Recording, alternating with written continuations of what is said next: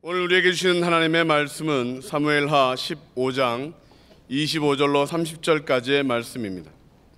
구약성경 사무엘하 15장 25절로 30절까지의 말씀을 봉독해 드리겠습니다. 왕이 사독에게 이르되 보라, 하나님의 궤를 성읍으로 도로 메어 가라. 만일 내가 여호와 앞에서 은혜를 입으면 도로 나를 인도하사 내게 그 궤와 그 계신 데를 보이시리라. 그러나 그가 이와 같이 말씀하시기를 내가 너를 기뻐하지 아니한다 하시면 종이 여기오 있사오니 선히 여기시는 대로 내게 행하시옵소서 하리라. 왕이 또 제사장 사독에게 이르되 내가 선견자가 아니냐. 너는 너희의 두 아들 곧 내 아들 아히마아스와 아비아들의 아들 요나단을 데리고 평안히 성읍으로 돌아가라. 너희에게서 내게 알리는 소식이 올 때까지 내가 광야 나루터에서 기다리리라 하니라. 사독과 아비아달이 하나님의 궤를 예루살렘으로 도로 메어다 놓고 거기 머물러 있으니라.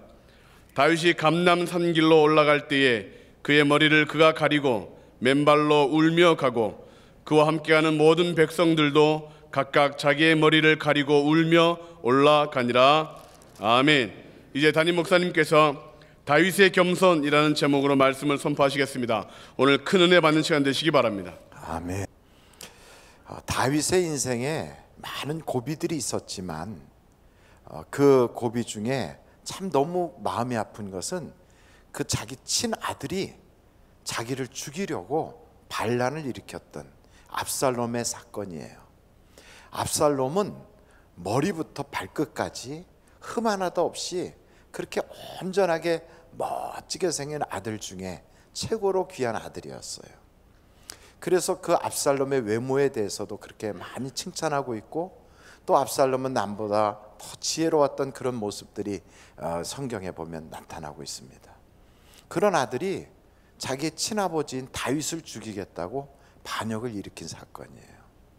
그래서 나중에 그 아들이 죽음을 당했을 때 다윗이 얼마나 가슴 아파하는지 막 자기 아들 이름을 불러가며 압살롬아 압살롬아 하며 대성통곡하는 사건이 성경에 등장해요. 차라리 내가 죽고 내가 살았으면 더 좋을 뻔했도다 이러면서 괴로워하는 그의 모습이 나타납니다. 여러분, 이런 모습을 보면서 왜 이런 아픔이 있었을까?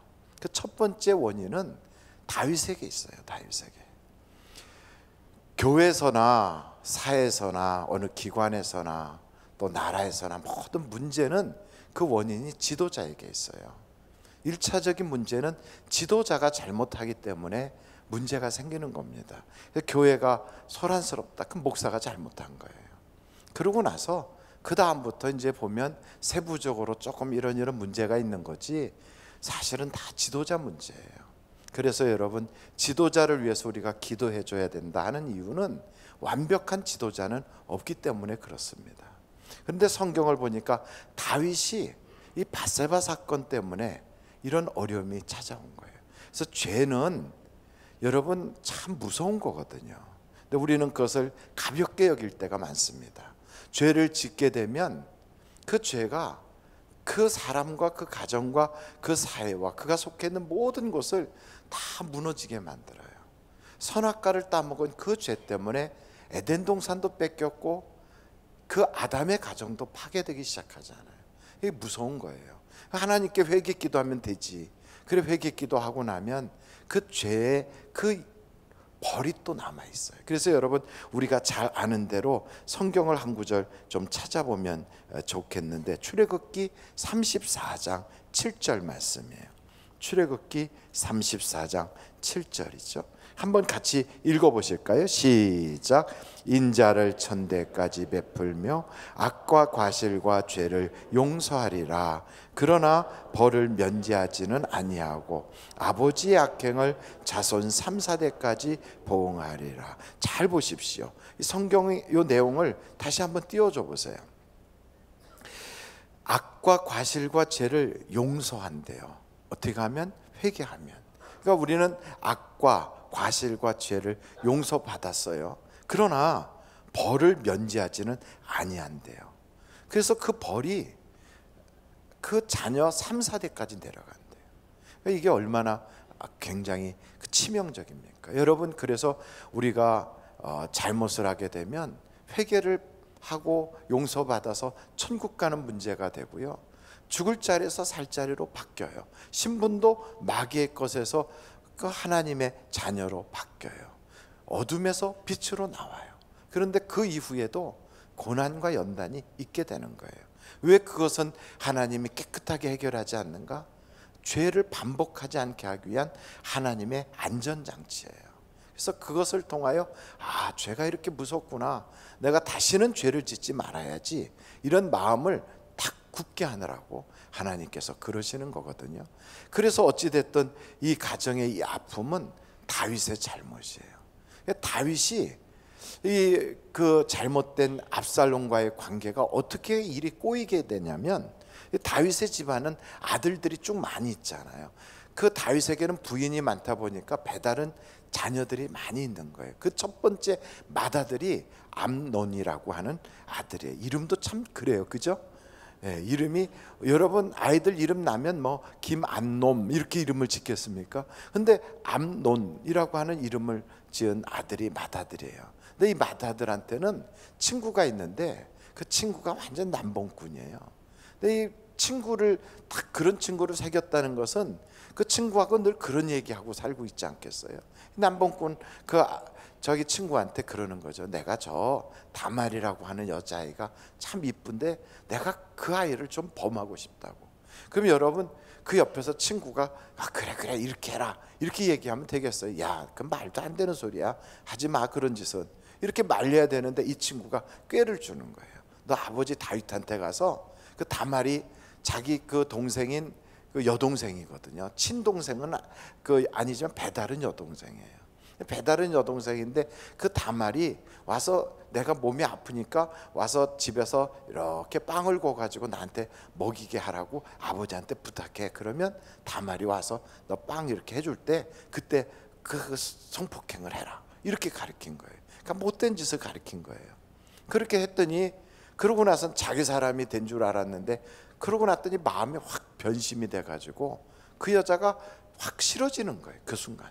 그러니까 암논의 마음속에 그전까지는 그렇게 불붙는 뜨거운 마음이 있다가 그런 일이 딱 발생하고 나니까 갑자기 다말이 꼴도 보기 싫어진 거예요. 그래서 다말을 집에서 막 내쫓으니까 다말이 쫓겨나면서 울면서 전의 악행보다 지금이 더 악한 일을 했다고 그러면서 가슴을 치고 머리에다가 막 재를 뿌려가면서 자기 입은 옷을 찢어가며 통곡하고 집에 간 거예요. 근데 그 다말에게는 자기 친오빠가 있는데 그게 압살롬이거든요.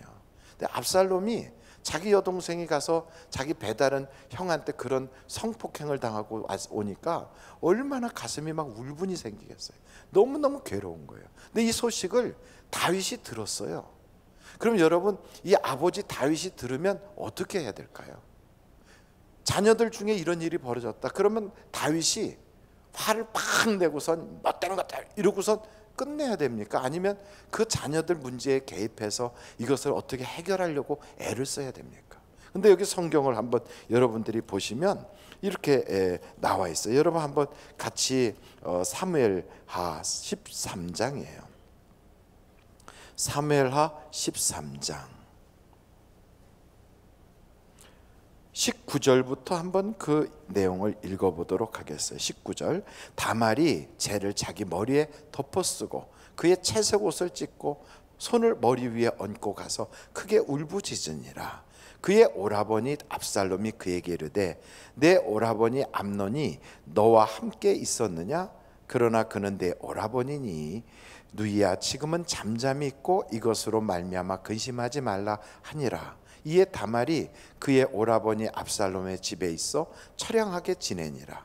그러니까 그 모습을 볼 때 그 자기 친동생이 그 일을 당하니까 압살롬의 마음속에 막 울분이 생겼을 거 아니에요. 그런데 그 다음에 보십시오. 다윗이 이 모든 일을 듣고 그 다음에 어떻게 했어요? 심히 노하니라. 그러고 나선 뭐가 있어야 되잖아요. 심히 노했으면 그 다음에 어떻게 해야 돼요? 아버지인데 다 자기의 자녀들이란 말이에요. 배다른 형제지만. 그러면 그 일에 아버지로서 뭔가 개입이 돼야 될 거 아니에요. 근데 오늘날 같으면 배다른 형제가 뭐 어떻게 그게 안 되겠지만 그 옛날 다윗 시대에는 결혼이 가능하거든요.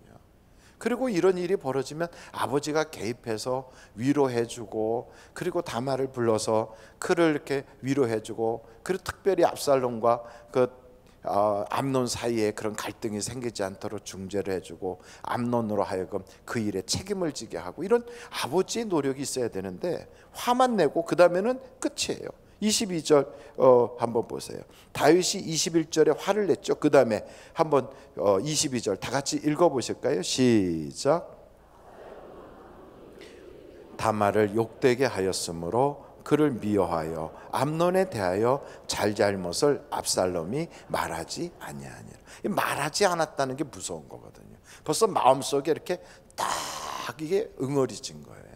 그거에 대해서 가서 왜 형 그랬어? 하고 말을 한다는 것은 풀 수 있는 그 가능성이 있는 건데, 말도 하지 않고 마음속에 딱 이렇게 뭉치고 있는 거예요. 그래갖고 속에서 딱 갈고리 같은 게 생긴 거죠. 그러니까 이 압살롬의 마음속에는 자기의 배다른 형 암논에 대해서 굉장히 울분을 가지고 있었고요. 그 일에 대하여 무관심하게 그냥 한번 들었는데도 아무런 조치를 취하지 않는 자기 아버지에 대해서도 굉장히 분노를 가지고 있었던 거예요. 이것이 이제 한 2년 동안을 그렇게 참았어요. 압살롬이 기다리고 기다려도 아버지가 역할을 안 하는 거예요. 그래서 이제 그 다음에 이제 꾀를 낸 거예요. 자기 그 양들을 다 양털을 깎는 그런 날이, 우리나라로 말하면 이제 가을 추수기가 돼서 모든 곡식을 거두고 나면, 추수하고 나면 집안 잔치를 벌이는 것처럼 아버지한테 찾아가서 얘기하는 거예요.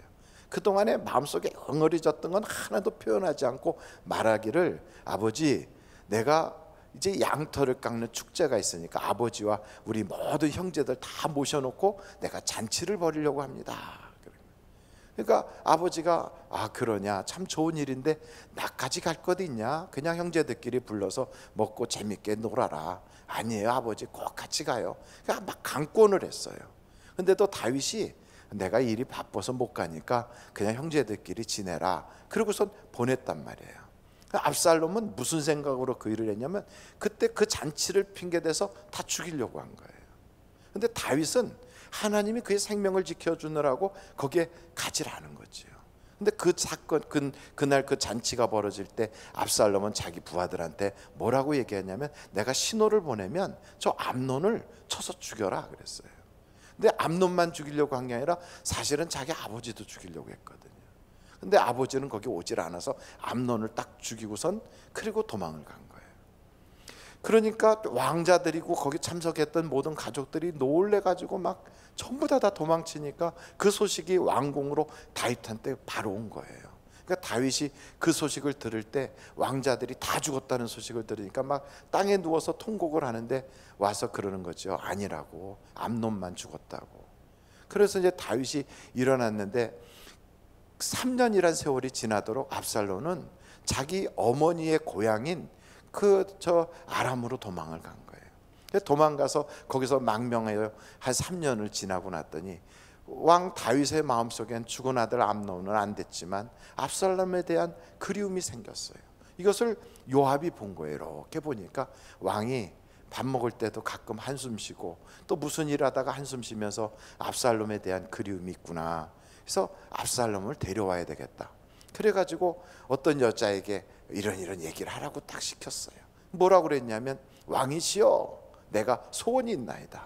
그러니까 그 다윗이 무슨 소원이 있느냐, 그 여자가 들어와서 그러니까 무슨 소원이 있느냐 물었어요. 그랬더니 내 아들이 살인을 했는데, 그러고 나서 도망을 쳤더니 내 아들이 다른 형제를 죽였다 이거예요. 두 아들이 있는데 한 형제를 죽이고 도망을 쳤는데, 동네 사람들이 모여서 도망간 그 아들을 살인자니까 죽이자고 그러나이다.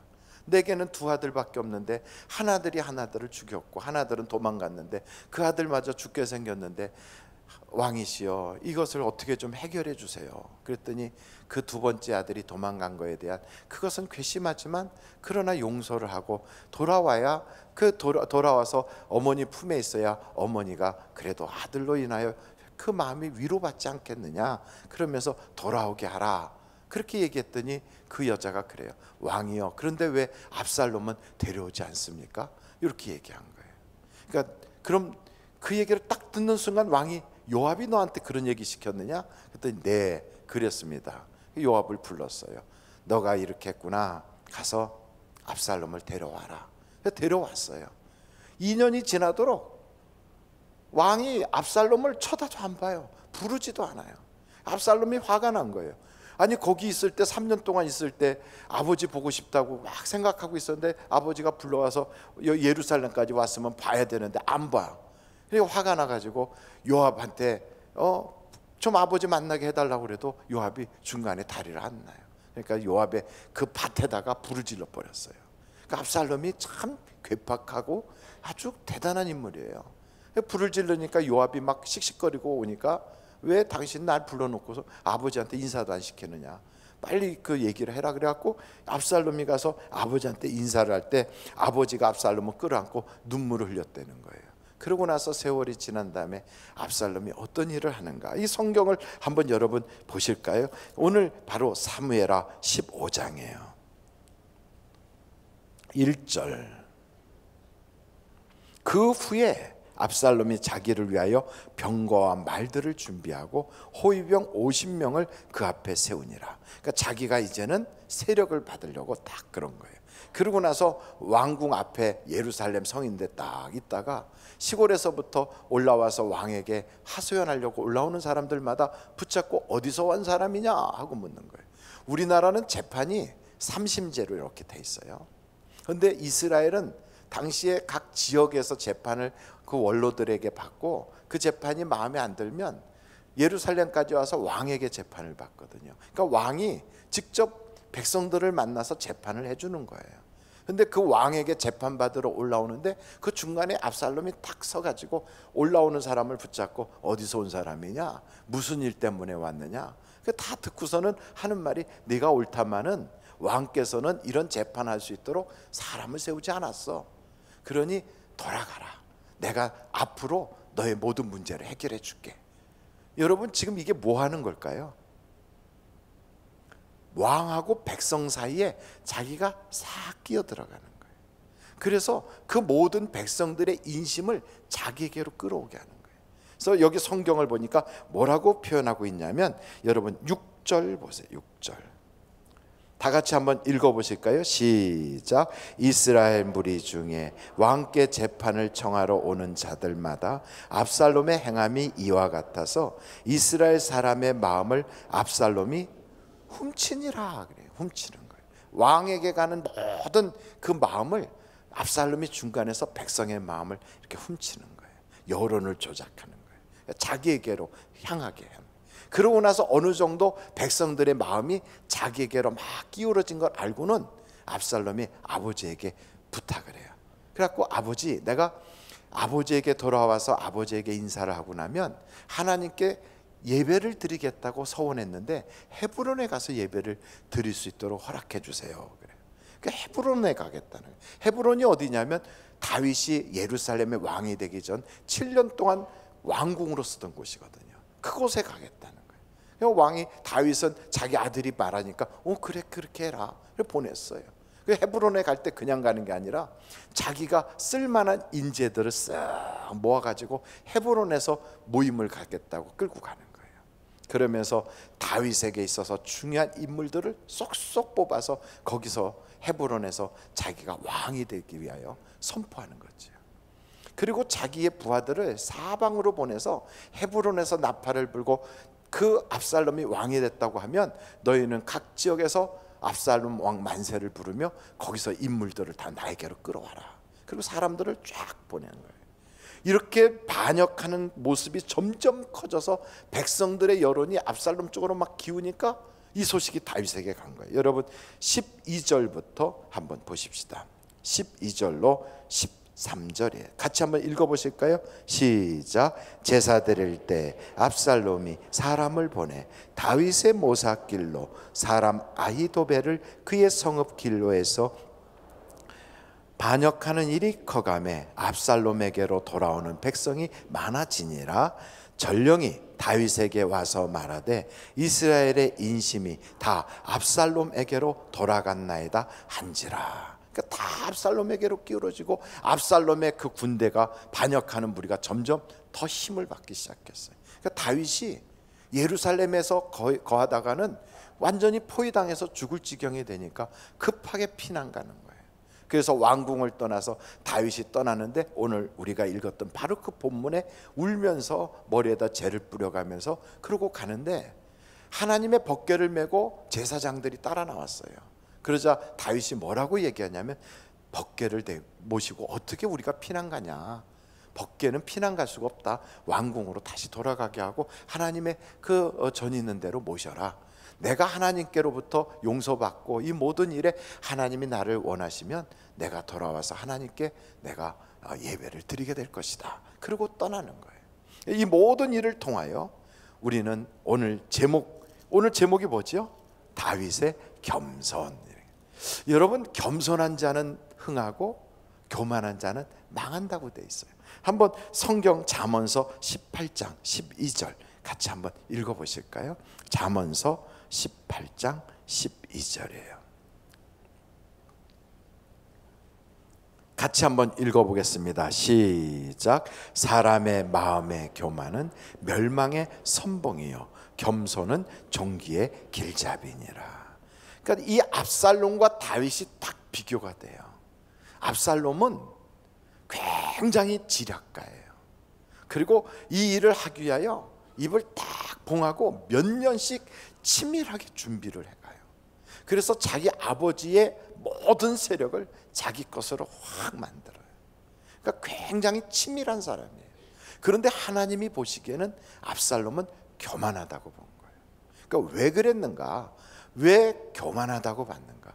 여러분, 교만, 겸손, 이것을 우리가 알고 있는 유교적인 관점으로 보면 이 문제가 해결이 안 돼요. 근데 교만은 하나님이 정한 말씀대로 살지 않는 것이 교만인 거예요.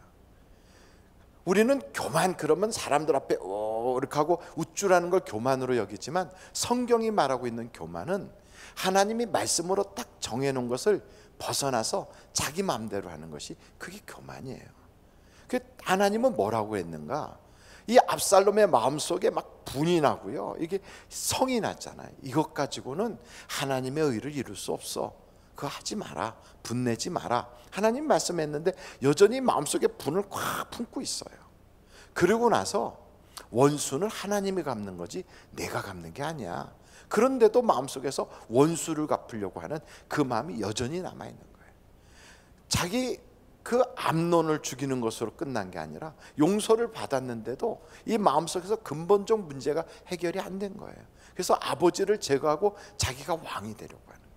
그러고 나서 완벽하게 자기가 원수를 싹 갚고 실권을 장악하려고 그러는 거예요. 하나님은 기뻐하지 않는 거예요. 왜? 하나님이 세운 질서가 있어요. 그 질서가 뭐냐? 아버지를 세웠고요, 그 아버지의 아들로 자기를 세웠어요. 그 질서를 꺾는 거잖아요. 그게 교만이에요.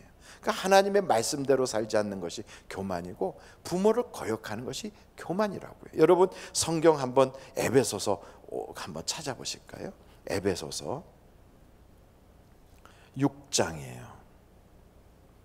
1절서부터 3절까지 다 같이 읽어보실까요? 시작. 자녀들아, 주 안에서 너희 부모에게 순종하라. 이것이 옳으니라. 내 아버지와 어머니를 공경하라. 이것은 약속 있는 첫 계명이니 이로써 내가 잘되고 땅에서 장수하리라. 부모에게 잘해야 잘되고 땅에서 장수해요. 그러니까 부모에게 잘하지 않으면 땅에서 잘될 수가 없어요. 근데 이것이 하나님이 정한 질서거든요.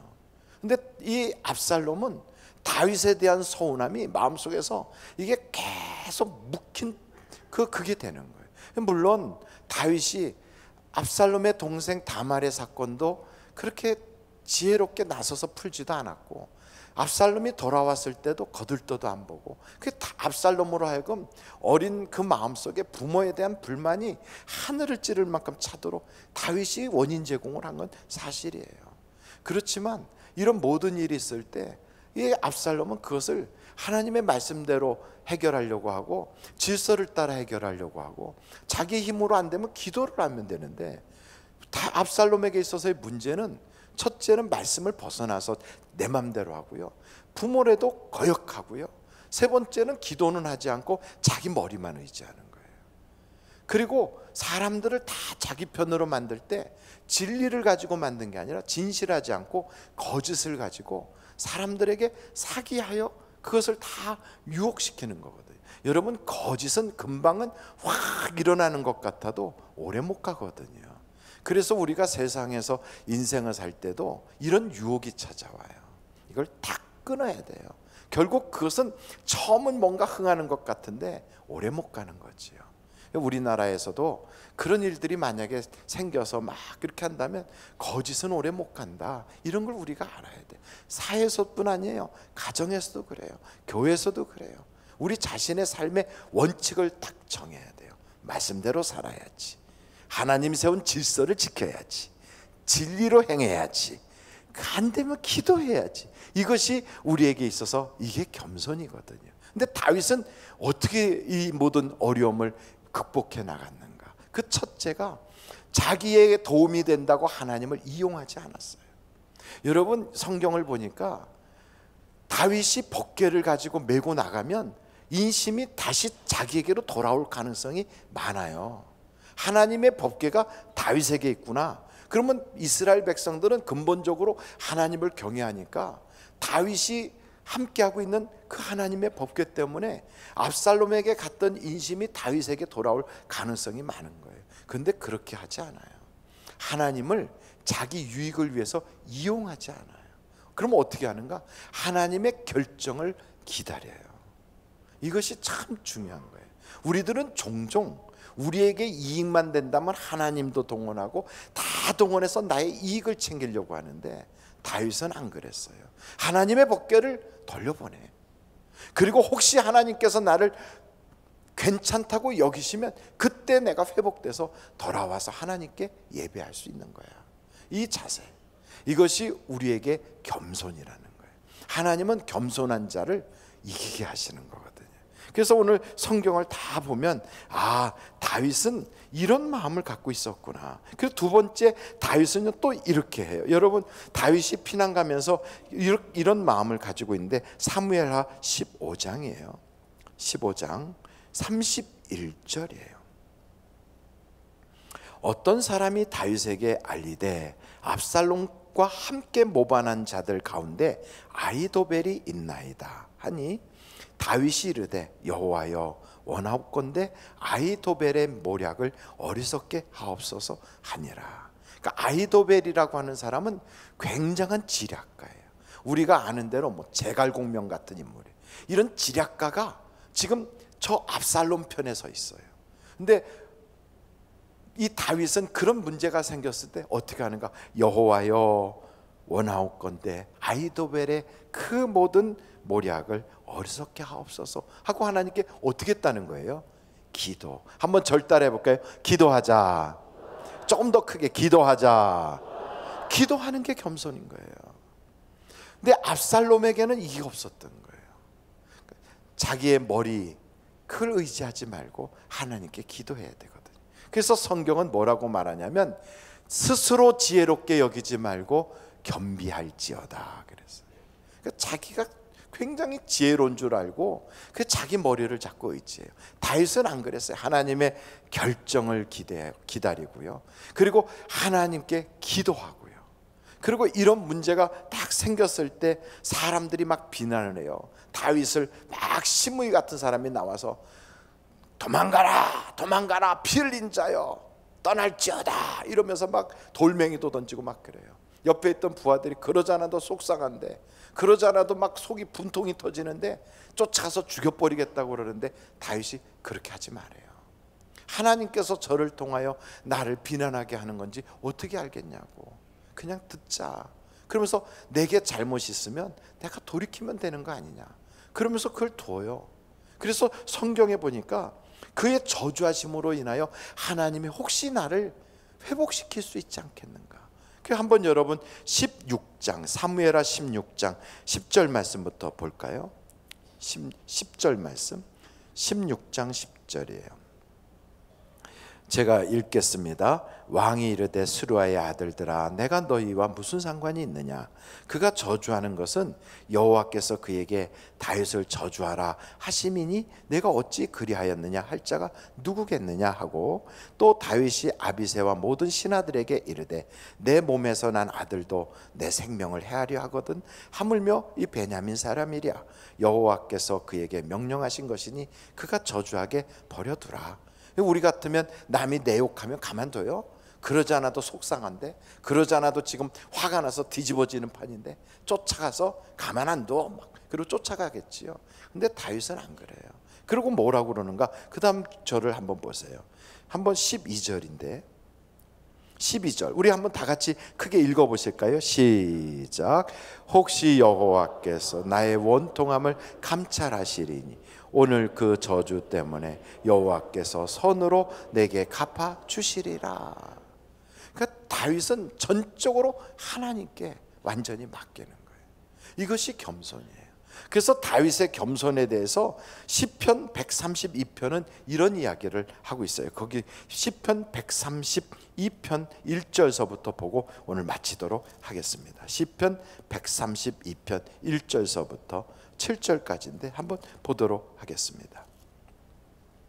시편 132편 1절로 7절까지 같이 한번 읽어보실까요? 시작. 여호와여 다윗을 위하여 그의 모든 겸손을 기억하옵소서. 그가 여호와께 맹세하며 야곱의 전능자에게 서원하기를 내가 내 장막집에 들어가지 아니하며 내 침상에 오르지 아니하고 내 눈으로 잠들게 하지 아니하며 내 눈꺼풀로 졸게 하지 아니하기를 여호와의 처소 곧 야곱의 전능자의 성막을 발견하기까지 하리라 하였나이다. 우리가 그것이 에브라다에 있다 함을 들었더니 나무밭에서 찾았도다. 우리가 그의 계신 곳으로 들어가서 그의 발등상 앞에서 엎드려 예배하리로다. 이게 바로 다윗의 겸손한 모습이라는 거예요. 그러니까 여러분, 우리가 세상에 살면서 어려운 일들이 생길 수 있어요. 근데 그때 이 압살롬은 어떻게 합니까? 아주 주밀하게 그 복수하기 위해서 준비를 해요. 그리고 이 모든 일에 하나님의 말씀보다는 내 힘으로 하려고 그래요. 그리고 하나님이 세운 질서도 어긋나게 해요. 그리고 철저하게 자기를 의지해요. 그러니까 우리가 그것 보면 순간적으로는 그가 잘 되는 것 같이 보여요. 근데 결국 하나님의 도움을 받지 못하면 오래가지 못해요. 근데 다윗은 어떻게 합니까? 그런 일이 있을 때 하나님을 자기를 위해서 이용하지 않아요. 철저하게 하나님의 결정을 기다려요. 그리고 하나님께 기도해요.